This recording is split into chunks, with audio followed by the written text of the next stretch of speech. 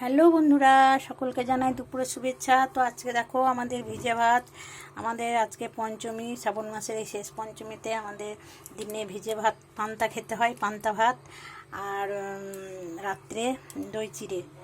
তো দেখো আমাদের এই যে পান্তা ভাতে আজকে হয়েছে, এদিকে বড়ার টক, এদিকে বড়া ভাজা, পটল আলু ভাজা, আলু পোস্ত, আর এদিকে কলাই বাটা, আর সর্ষের তেল আছে, আর লঙ্কা নুন।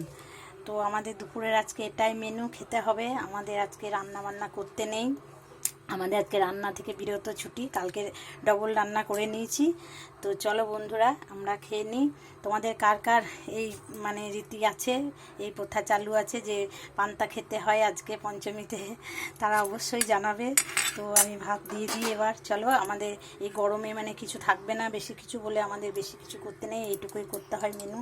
তো চলো, টাটা বাই, আবার পরের ভিডিওতে আমরা খেয়ে নিই পান্তা ভাত আরামসে, ঠান্ডা ঠান্ডা এই গরমে ঠান্ডা ভাত।